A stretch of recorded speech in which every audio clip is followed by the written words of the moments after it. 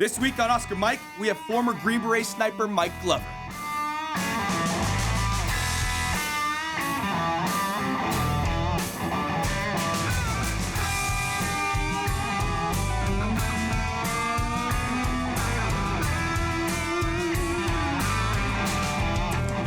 Life doesn't stop when you exit the military.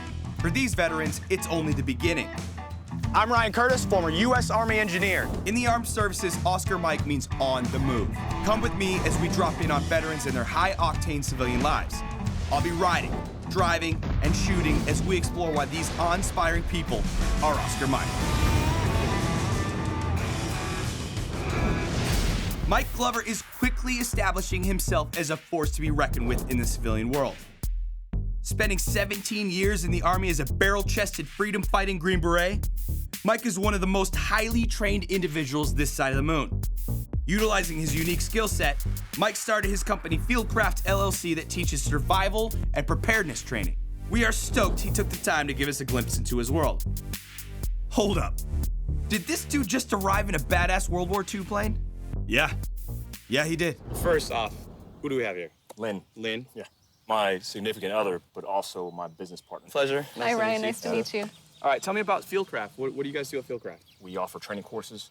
We developed a small kit that encompasses all survival aspects, including fire, shelter, all the key components that are going to allow you and facilitate you to survive. So at Fieldcraft, our whole basic motto is, we're teaching mindset over hard skills. Which we're out here today to take one of your courses. The course is called the OPS course. It's Observe, Prepare, Survive. So where do we start?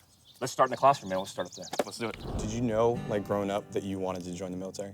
Yeah, absolutely. I made a bet with my dad when I was 10 years old that I was going to be a Green Beret. And I bet him an MP5 submachine gun. At 10? At 10. Dad, you still owe me a submachine gun. You joined at 17, right? Yeah. My dad signed for me to, go in the Army. Did everything I could as an infantryman. Airborne, Ranger, Expert Infantry badge. I was a guard at the Tomb of the Unknown Soldier. And then decided that I wanted to get out because it wasn't what I expected. We weren't at war. We weren't doing anything really dynamic. So I actually got out of the Army at September 3rd, 2001. And then, obviously a week later, realizing that the only place I wanted to be, or needed to be, was back in the Army. So the ops course starts in the classroom. Mike went over case studies and reasoning why the mental aspect is so important. He then touched on key components that help build a good base in mental preparedness. From the classroom, we jump in the car. Mike went first to show me the ropes.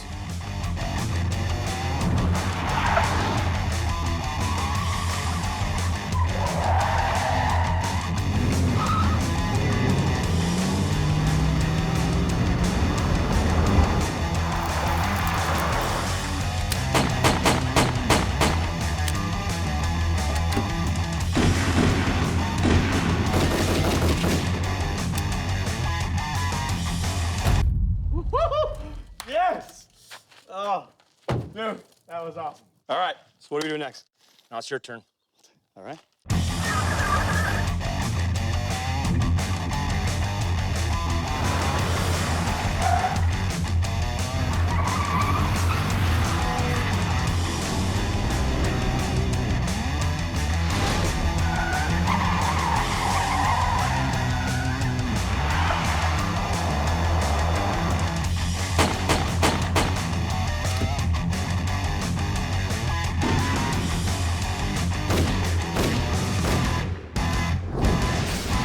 Man, that was so cool. How can I get better? How can anyone get better? Well, following that acronym I talked to you about, the isolate, rehearse, and repeat. Once we rehearse the right thing, we repeat it to muscle memory.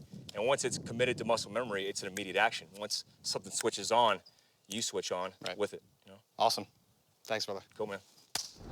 You did 17 years, and now, all of a sudden, you find yourself in a civilian world. How's it been?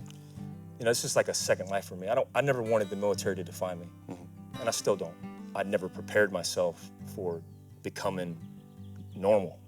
When I literally wanted to figure out what I wanted to do, I did course of action development and identified that survival was something all-inclusive that I had experienced in every realm. What advice would you give to these guys that are trying to figure it out? When you get out and you feel like you're flailing, that same willpower is the same willpower that I use to get up every morning and focus intently on the objective. And that's what we're good at, right? So taking those same fundamentals that we learned in the military and applying it to these goals that are different goals, but along the same lines is hugely important. You know I had to get a ride in this plane. This thing is sick. Mike and the Fieldcraft team actually use this and other aircrafts in their courses for different training scenarios. Big thanks to David O'Hara, the pilot. Mad skills. So at this point in the show is where we do a challenge. What I'm thinking is, Did you hear that, man? That sounds like Lynn. Dude, we gotta get out of here, dude. Cut.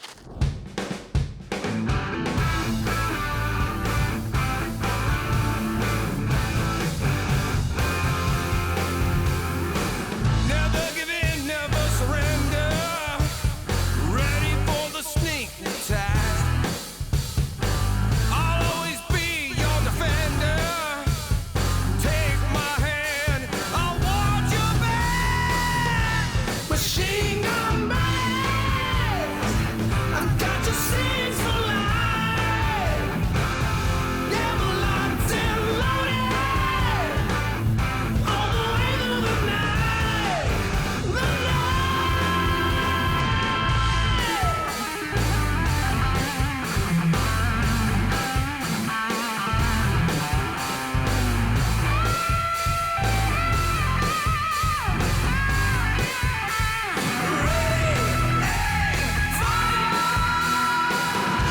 Machine gun blast.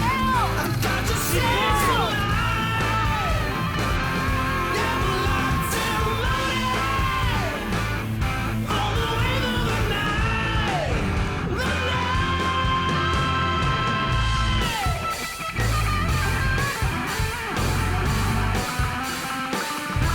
Machine gun blast.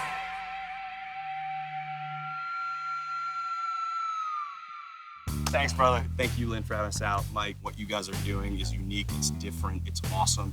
And I think you guys are gonna be unbelievably successful with everything you do.